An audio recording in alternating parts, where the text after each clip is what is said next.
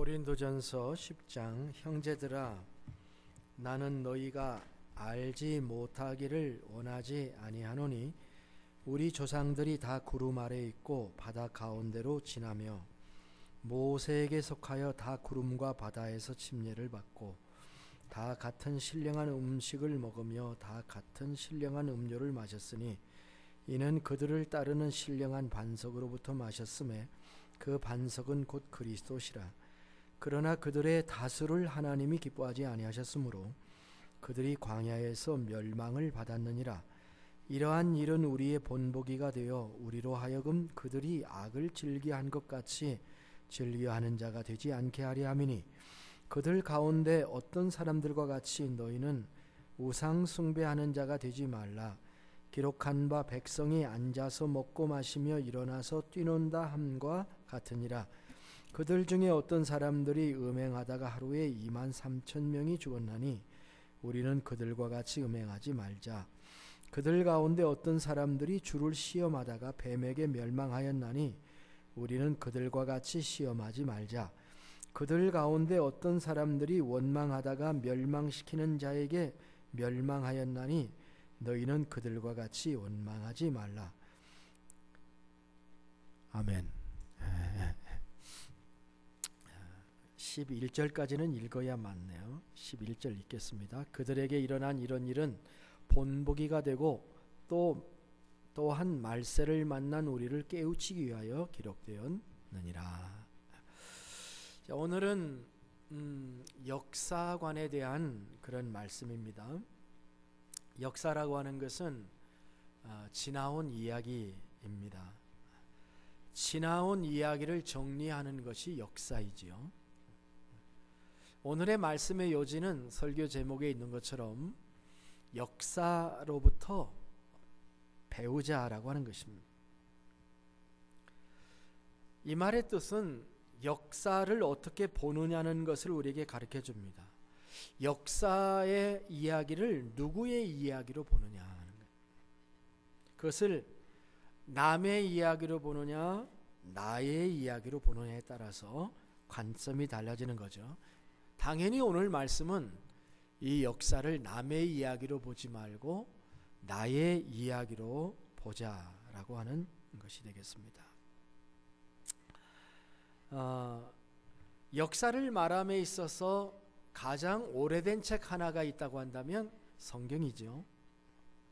구약의 창세기는 우리가 잘 아는 대로 세상 창조와 처음 인간의 이야기를 담고 있습니다. 그리고 히브리 민족의 이야기가 나오게 됩니다. 신약의 복음서는 1세기 당시에 예수님의 시대와 그 이후의 초대교회의 스토리를 담고 있습니다. 2000년 전 이야기죠, 우리에게는. 그런가 하면 신약의 마지막 책인 요한계시록은 미래의 역사를 예고하고 있다고 하겠습니다. 이리해서 성경은 과거와 현재와 미래를 아우르는 역사책이라고 하겠습니다.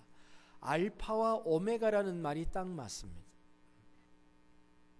사도 바울은 로마서 15장 4절에서 무엇이든지 전에 기록한 바는 우리의 교훈을 위하여 기록된 것이니 우리로 하여금 인내로 또는 성경의 안위로 소망을 가지게 하려 함이라. 이렇게 말씀. 성경은 그냥 쓴 게 아니라는 것입니다. 우리를 위해서 쓴 것이다. 성경의 기록 목적은 과거에 이런 일이 있었다라고 하는 단순한 흔적을 남기는 역사 레코드가 아니고 현 시대를 살아가는 우리들을 위해서 주신 것이다.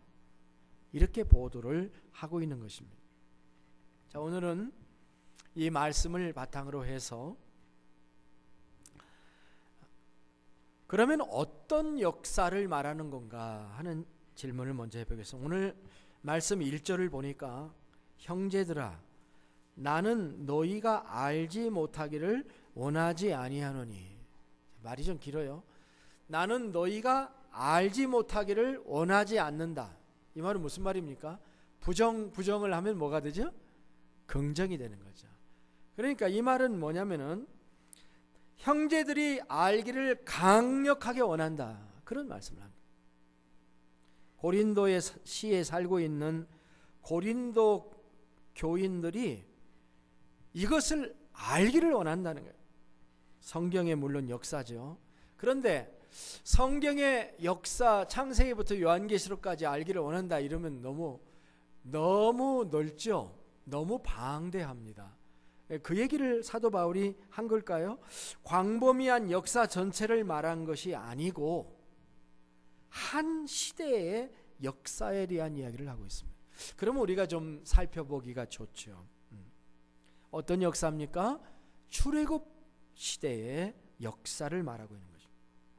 이스라엘 백성들이 이집트를 떠나서 가나안에 입성하기 전까지의 40년, 이 역사를 기억하는, 광야를 방황하던 시대의 역사를 기억해야 된다는 것이, 왜 하필 광야 40년 광야 시대만을 가지고 이것을 기억하라고 말을 하고 있을까요? 그것은 광야 생활이, 주보에 비워놨죠?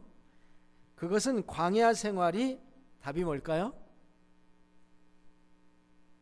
광야 생활이 교회 생활의 본보기가 되기 때문입니다. 교회 생활의 본보기.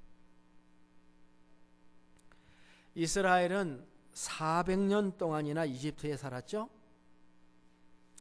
처음에는 애굽의 국무총리였던 요셉의 가족으로 이집트에서 환대를 받았는데, 세월이 지나가자 이집트는 히브리인들을 학대하기를 시작했습니다. 200만 명이나 되는 히브리인들이 두려웠던 거죠. 온갖 방법으로 학대를 하였고 노동력을 착취하였습니다. 그런데 핍박을 받으면 받을수록 하나님이 더욱 강성하게 만들어주자 이집트의 바로는 더욱 강하게 히브리인을 핍박했습니다. 그러면 하나님께 기도하게 되는 거죠. 하나님께 간절히 이스라엘이 구하자, 민족을 구해달라고 호소하자 하나님께서 이 모든 상황을 예측하시고 미리 모세를 훈련시켜 놨잖아요. 그래서 때가 되자 떨기나무에서 모세를 부르시고 우여곡절 끝에 모세의 인도 아래 히브리인들은 이집트를 탈출하는데 성공하고 광야 생활을 시작하게 된 거죠. 자, 40년 동안 출애굽 시대의 광야 생활을 표현하는 단어가 있다면 어떤 단어일까요? 이런 단어에 긴장, 위기, 두려움, 이런 단어가 대표할 수 있을 겁니다. 이집트의 바로는 뒤에서 쫓아오고 앞에는 홍해가 가로막혔을 때의 두려움. 그러나 하나님께서는 구름 기둥과 불 기둥을 보내셔서 보호를 하셨죠. 낮에는 구름 기둥을 보내주셔서 더위를 막아주시고, 사막이니까. 밤에는 불 기둥을 보내주셔서 추위를 막아주시고, 이 구름 기둥과 불 기둥을 가지고 이스라엘과 이집트 사이에다 두셔서 해를 받게 하시는 하나님의 은혜로 이들은 구원을 받게 된 것입니다. 하나님의 기적적인 손길에 의해서 구원의 역사가 나타난 거죠. 사도는 말합니다. 오늘 말씀 1절 하반절에서 4절까지 이렇게 얘기합니다. 우리 조상들이 다 구름 아래 있고 바다 가운데로 지나며 모세에게 속하여 다 구름과 바다에서 침례를 받고 다 같은 신령한 음식을 먹으며 다 같은 신령한 음료를 마셨으니 이는 그들을 따르는 신령한 반석으로부터 마셨음에 그 반석은 곧 그리스도시니라. 아멘. 이 구절들은 광야 생활의 모습을 그대로 그려낸 것이, 구름과 바다 같은 말이 그거죠. 홍해를 걷는 때의 모습이죠. 그리고 광야에서 신령한 음식과 신령한 음료를 신령한 반석이신 예수 그리스도로부터 마셨다. 이것은 하나님께 주신 만나나 메추라기, 그리고 반석에서 솟아오른 생수를 말하는 것이죠. 자, 그런데 사도 바울은 이것을 새롭게 해석을 합니다. 이 이스라엘 백성들의 40년 생활은 그리스도인과 같다는 거예요. 한 영혼이 예수 믿고 구원받아 교회 생활을 하는 거하고 똑같다는 거예요. 구름과 바다에서 침례를 받고 2절에 그렇게 나와 있죠. 이스라엘이 홍해를 건널 때요, 홍해 바닥으로 건넜죠, 그죠? 좌우에 물이 있었고요. 그걸 얘기하는 거예요. 홍해 바닥을 통과해서 광야로 들어간 것을 뭐라고 얘기하냐면은 침례라, 이렇게 얘기를 한 거예요. 침례. 침례가 물속에 잠기는 거니까 하나님 입장에서는 지금 이스라엘 백성 전체를 홍해에서 침례를 준 거다, 그런 관점이에요. 200만 명을 한꺼번에 침례 주기가 간단해요, 하나님은. 200만 명을 요단강 홍해 밑에서 한꺼번에 침례를 주신 거니까 아주 역사적 장면이다, 그렇게 지금 보고 있는 거예요. 그러니까 이 말씀의 핵심이 뭐냐면은 그것처럼 이집트에서 구원해서 홍해를 거쳐서 광야에 들어가게 한 것처럼 한 영혼이 예수님을 믿고 구원받고 교회 생활을 하는 것은 죄악된 세상에서 탈출하여 광야 생활에 들어가는 것과 똑같다, 그렇게 얘기를 한 겁니다. 초대교회에 7 집사가 있었는데 7 집사 중에 한 사람이 스데반이었습니다. 스데반이 그 사도행전 7장에 설교를 하는데요, 그 설교를 무슨 설교라고 얘기하냐면 역사 설교라고 얘기합니다. 스데반은 역사 설교를 해요. 긴 역사 설교에서 중요한 단어 하나를 말합니다. 제가 사도행전 7장 37절 8절을 읽어볼 텐데요, 어떤 단어가 중요한 단어인가를 여러분이 한번 찾아보세요. 이렇습니다. 이스라엘 자손에 대하여 하나님이 너희 가운데서 나와 같은 선지자를 세우리라 하던 자가 곧 이 모세라. 시내 산에서 말하던 그 천사와 우리 조상들과 함께 광야교에 있었고 또 살아있는 말씀을 따라 우리에게 주던 자가 이 사람이라.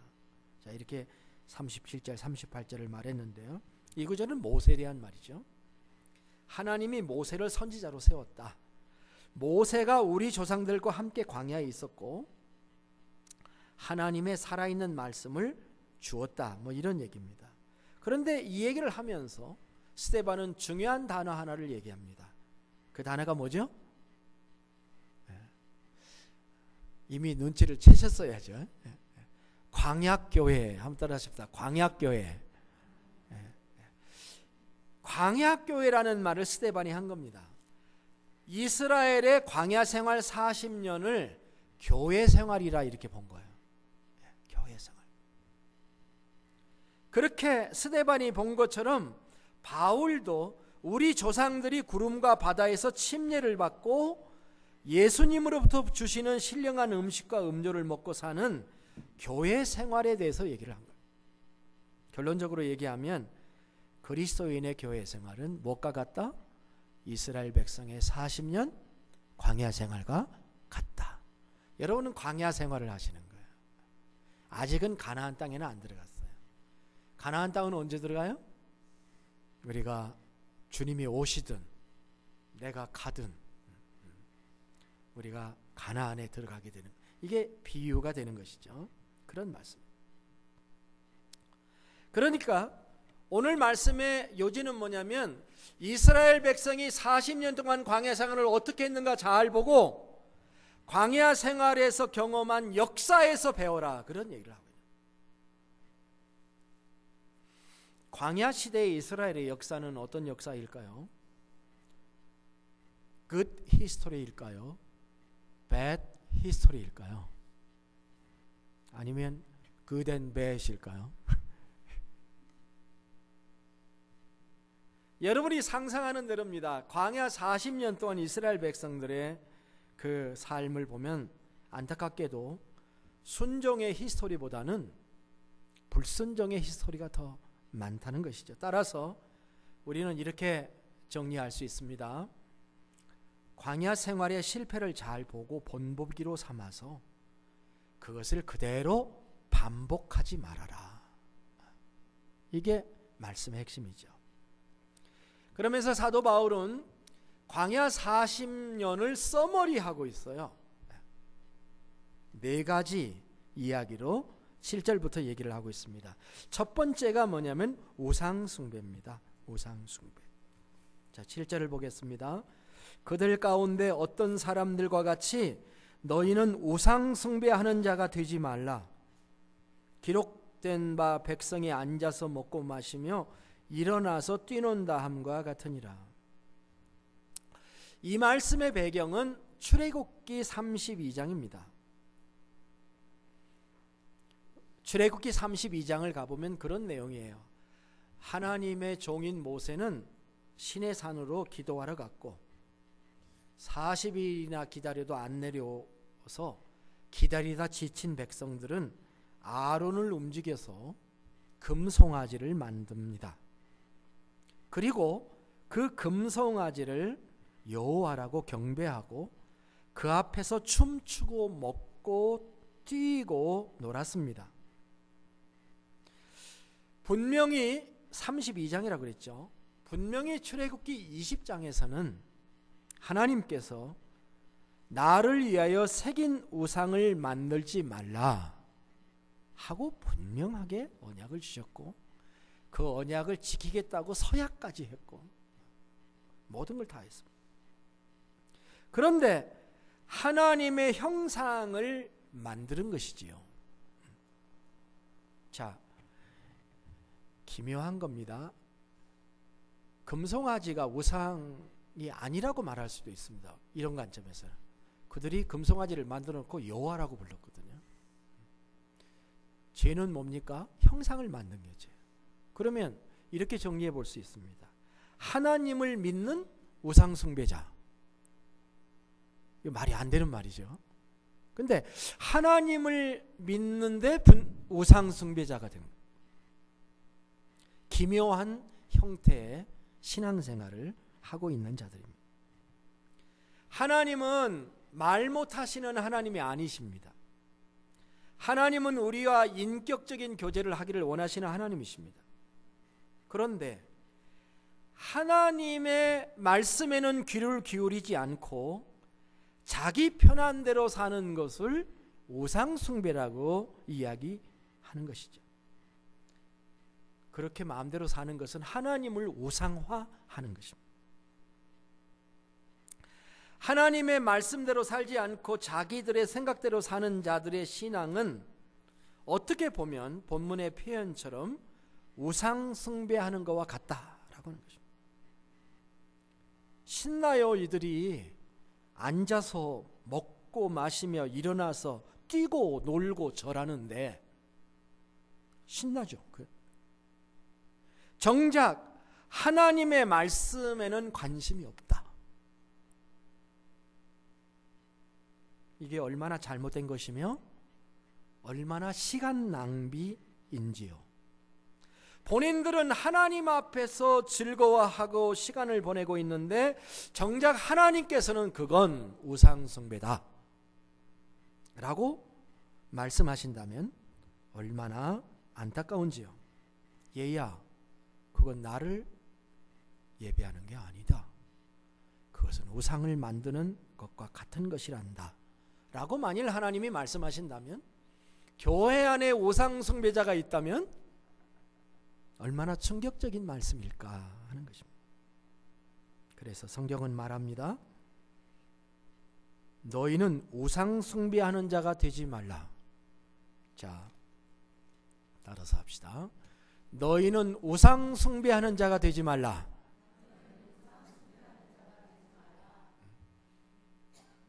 우리는 하나님이라는 우상을 숭배해서는 안 되겠습니다. 두 번째는 음행입니다. 8절입니다. 그들 중에 어떤 사람들이 음행하다가 하루에 23,000명이 죽었나니 우리는 그들과 같이 음행하지 말자. 이 말씀은 민수기 25장의 시딤 사건입니다. 사실은 4개 중에 마지막 사건인데 이 마지막 사건이 두 번째로 지금 올라와 있습니다. 민수기 25장 1절부터 3절을 읽으면 이렇습니다. 이스라엘이 시딤에 머물러 있더니 그 백성이 모압 여자들과 음행하기를 시작하니라. 그 여자들이 자기 신들에게 제사할 때에 이스라엘 백성을 청함해 백성이 먹고 그들의 신들에게 절함으로 이스라엘이 바알 부올에게 가담한지라. 여호와께서 이스라엘에게 진노하시니라. 성경은 항상 그렇더라고요.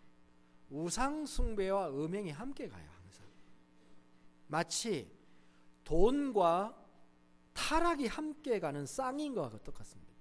여러분, 돈 많이 벌 걸 기도하지 마세요. 복권 당첨되기를 기도하지 마세요. 절대. 당첨되면 우리 가정 깨질 확률이 80%입니다. 절대 돈과 타락이 함께 갑니다. 세상은 항상 우상 숭배와 음행이 함께 갑니다. 시딤이라는 곳이 어디냐면 사해 북쪽으로 6마일 정도, 약간 동북 쪽이에요. 요단강에서 동쪽으로 7마일 정도 떨어진 곳입니다. 이곳이 어디예요? 이스라엘 백성의 광야 40년 동안 광야 생활의 마지막 기착지예요. 마지막 기착지. 이곳에서 요단강만 건너면 가나안 땅이에요. 그토록 기다리는 가나안 땅이 시작되는 곳이죠. 이제 우리 40년이 끝났다. 이제는 곧 가나안 땅이다라고 하는 그러한 승리감에 도취되어 있을 때에 사단이 발생한 거예요. 문제가 생긴 것입니다.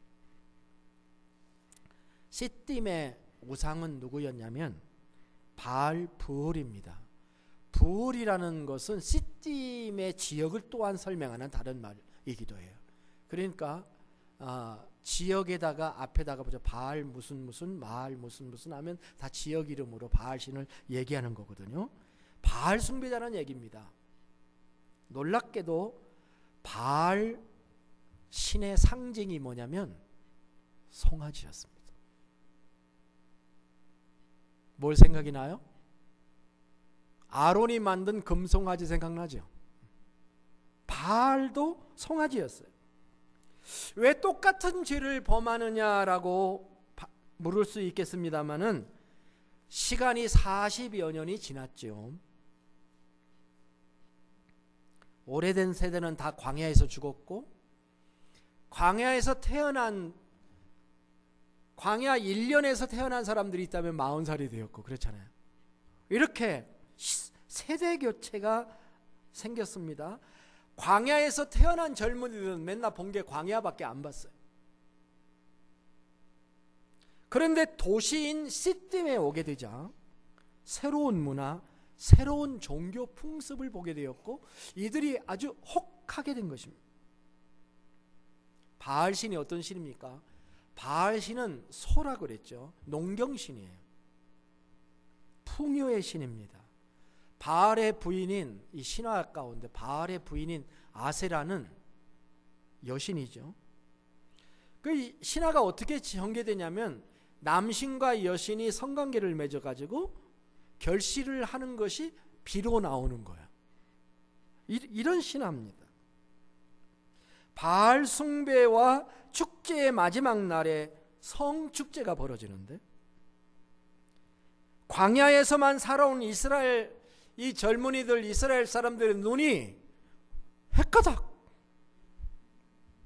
뒤집어진 거예요. 그래서 그들은 그들의 축제에 초청을 받게 되었고 우상 숭배 자리에 나아가서 모압 여인들과 음란에 빠지게 된 것입니다. 그 결과 많은 사람에게 죽음이 오게 된 것입니다. 축제의 자리가 참 신나요. 그런데 죽음이 오게 되었다. 많은 사람이 죽었다. 그러면서 바울은 우리에게 말씀합니다. 우리는 그들과 같이 음행하지 말자. 이렇게 얘기합니다. 우리는 그들과 같이 음행하지 말자. 자, 세 번째 사례는 뭐냐고 하면은요, 많은 사람들이 우상 숭배와 음행은 굉장히 중요한 거다라고 얘기하지만 세 번째, 네 번째 것은 별로 안 중요하다라고 생각할 수 있어요. 그러나 그건 오해입니다. 똑같아요. 자, 9절을 보면 그들 가운데 어떤 사람들이 주를 시험하다가 뱀에게 멸망하였나니 우리는 그들과 같이 시험하지 말자. 인간이 하나님을 시험한다는 말이 무슨 말인가? 이것은요, 하나님을 못 믿고 불신하고 의심하는 것을 말합니다. 여러분의 마음속에 하나님에 대한 의심이 1%라도 있습니까? 어려운 일만 당하면 하나님이 나를 돌보고 계신 거 맞나? 맞나? 그런 의심이 있다고 하는데 지금 관계 있는 거예요. 이건 민수기 21장 사건인데요. 민수기 21장 4절로부터 6절을 보면 이런 말씀입니다. 백성이 호르산에서 출발하여 홍해길을 따라 에돔 땅을 우회하려 하였다가 길로 말미암아 백성의 마음이 상하니라. 백성이 하나님과 모세를 향하여 원망하되 어찌하여 우리를 애굽에서 인도하여 내어 이 광야에서 죽게 하는가? 이곳에는 먹을 것도 없고 물도 없도다. 우리 마음이 이 하찮은 음식을 싫어하노라 하매 여호와께서 불뱀들을 백성 중에 보내어 백성을 물게 하심으로 이스라엘 백성 중에 죽은 자가 많은지라. 이 말씀은 이스라엘이 가나안으로 가는 여정에서 일어난 일이죠. 근데 그 길이 말입니다. 북쪽으로 바로 올라가면 가나안 땅이에요. 근데 하나님께서 북쪽으로 가는 길이 열리지를 않고 이렇게 돌아가요. 왜 가까운 길 놔두고 돌아가게 하십니까? 길이라도 좋으면 괜찮은데 길도 그렇지 않고, 왜 숏컷이 있는데 돌아가게 하십니까? 뜻대로 일이 되지 않고 먹을 것과 마실 물조차도 구하기 쉽지 않으니 백성들이 하나님을 의심하기 시작합니다. 사람들은요, 자기의 길이 잘 열리는 문제나 먹고 사는 문제 때문에 하나님을 시험해요. 저도 옛날에 그런 기도를 해봤죠. 하나님, 이 문제를 해결해 주시면 하나님이 계신 거고, 몇 월 며칠까지 이거 해결 안 해주시면 하나님 안 계신 거예요. 제가 젊을 때 한참 그런 기도도 해봤다는 거 아닙니까? 근데 안 들어주시더라고요. 안 들어주시. 그런 기도. 하나님이 겁 안 먹으시더라고요. 그러니까 하나님 시험하는 거예요. 이거 하나님 불신하고 의심하는 거예요. 하나님의 인도하심을 계속 의심하고 불신하는 게 하나님을 시험하는 거예요. 하나님을 이런 마음을 갖고 있으니까요. 사실 말입니다. 이들은 날마다 뭘 먹고 있었냐면 만나를 먹고 있었어요. 우리도 한번 먹고 싶잖아요. 만나. 천국 가면 모세 만나면 그 만나 좀 먹게 해달라고 하고 싶은 생각이 있어요.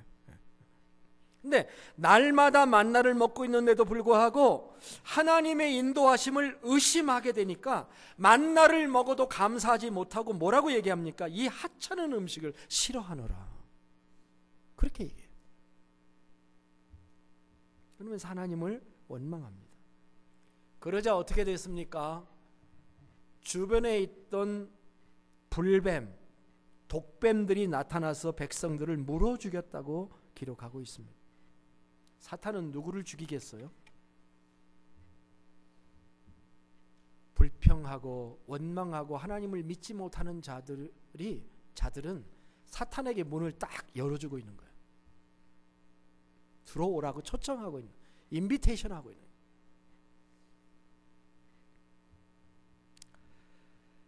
불신앙과 의심의 말들이 자신을 죽이고 사람들을 죽이게 됩니다. 우리는 하나님을 믿어야 합니다. 힘들어도 하나님을 불신하고 의심하고 시험하지 맙시다. 나는 하나님을 신뢰합니다. 오늘 바울은 이야기합니다. 우리는 그들과 같이 시험하지 말자. 시작. 우리는 그들과 같이 시험하지 말자. 땡큐. 도와주셔서. 네 번째는 사람을 향한 원망입니다. 10절 봅시다.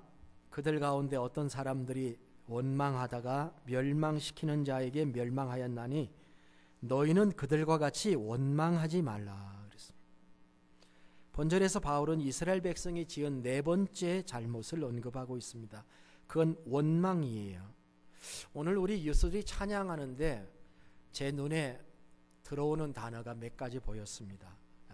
그 한 가지가 보였는데 그럼블이라는 단어입니다. 두 노래에 그럼블이라는 단어가 나왔어요. 제가 오늘 설교할 단어니까 싹 들어오더라고요. 네? 그럼블, 한국말로 하면은요, 원망이 이런 거예요. 쭝쭝거리다, 찡얼거리다, 그 다음에 응얼거리다, 불평하다. 계속 중얼중얼 입이 이만큼 나와 있어. 이게 원망입니다. 특별히 사람에 대한. 근데 본문은 이런 원망에 응답하는 자가 있다고 얘기를 하는데요. 그 응답하는 자가 뭐냐면 멸망시키는 자에게 멸망하였나니라고 그랬는데요. 이게 누구를 얘기하는지요? NIV 성경에 보면은 뭐라고 기록되어 있냐면은 destroying angel 이렇게 써놨어요. 멸망시키는 천사라고 번역을 했습니다. 광야 생활을 살다 보면은요, 우리가 상습적으로 원망하고 불평을 해요. 자, 지난 주간에 나는 한마디의 원망이나 불평을 한 적도 없고 속에 가져본 적이 없다 하는 분 있으면 한번 일어나 보세요. 일어나기 싫으시죠? 그런 사람이 있다면 사람이 아니지. 사람이 아니지. 그죠? 물이 없다, 음식이 다양하지 않다, 환경이 삭막하다, 반찬 짜증내는 우리 남편들도 많죠.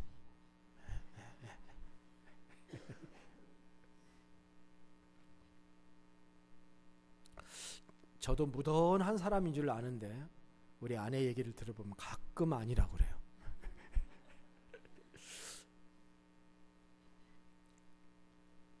가장 강하게 드러나는 것은 왜 우리를 이런 광야로 인도했느냐 하는 것에 대한 원망이에요. 지도력에 대한 원망이죠.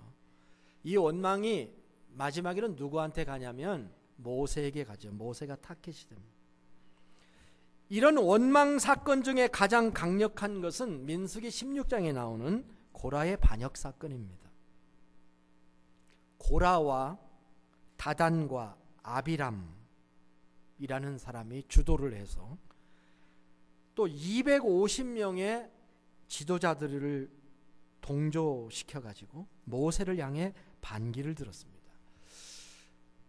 민수기 16장 1절 2절을 3절까지 보면 그들이 모여서 모세와 아론을 거슬려 그들에게 이르되 너희가 분수에 지나도다.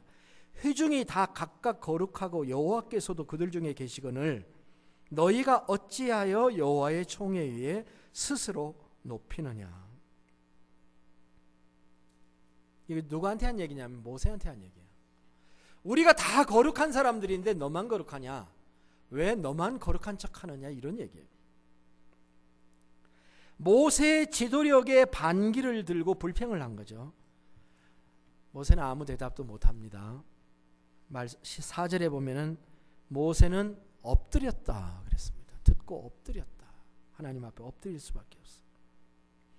그런데 결국 하나님께서 모세 편에 서시게 되고, 우리가 잘 아는 대로 고라와 250명의 사람들은 불과 지진으로 죽었고, 또 그 일이 일반 대중에게도 연병이 돌아서 14,700명이나 죽었다고 기록하는 이 사건은 사실 보통 사건이 아닙니다. 우리는 광야 생활의 교훈에서 원망이라고 하는 것이 얼마나 무서운 것이다라고 하는 것을 배워야 합니다.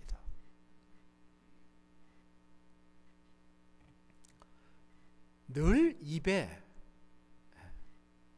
붙어 있는 사람이 있습니다. 뭐가요? 원망이 붙어 있을 수 있습니다.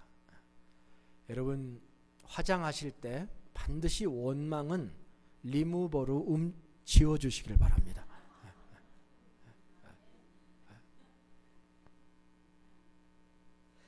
다시 한번 외칩시다. 그들과 같이 점잖하셔요. 맙시다. 성경대로 그들과 같이 원망하지 말라. 자, 사도 바울은 광야 생활을 하는 동안 4가지 배도 시리즈를 얘기했습니다. 순서로 보면 아론의 금송아지 사건이 먼저고, 고라의 반역 사건이 그 다음이고, 광야의 불뱀 사건, 그 다음에 시딤의 음행 사건 등이 등장하게 됩니다. 자, 저는 여러분에게 묻습니다. 이런 것들은 나와 상관이 없는 것인가? 아니면 이것은 실제로 교회 생활을 하는 나에게도 늘 일어나고 있는 일상의 문제인가라고 하는 것입니다. 그리고 이 모든 이야기의 끝은 무엇입니까? 멸망이었습니다. 5절입니다. 오늘 본문에 그러나 그들의 다수를 하나님이 기뻐하지 아니하셨으므로 그들이 광야에서 멸망을 받았느니라. 광야에서 멸망을 받았느니라. 하나님은 우리에게 형식적 우상이 되기를 원치 아니하시고 참된 하나님이 되시고 우리와 살아있는 교제를 나누기를 원하시는 하나님이십니다. 하나님을 바로 만나지 않으면 우리는 신앙생활하는 모든 것이 우상이 되고 맙니다. 그것은 영적인 음행이며 그 영적인 음행은 육체적인 음행으로 나타나게 되는 것입니다. 나의 환경이 아무리 힘들어도 하나님을 시험하지 마십시다. 시험하실 분은 내가 아니고 하나님이십니다. 우리는 다만 믿음과 신뢰의 마음으로 전적으로 하나님을 의지해야 합니다. 하나님을 믿지 못하거나 의심을 품지 말고 믿고 기도해야 합니다. 믿고 기도해야 돼요. 내 친구 목사들이 만나기만 하면은 손주 자랑을 합니다.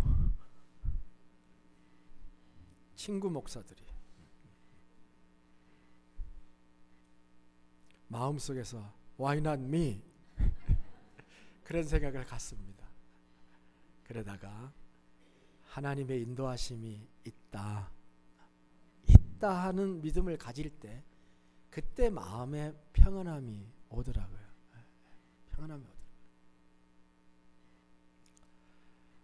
하나님은 우리가 믿음을 갖기를 원하십니다.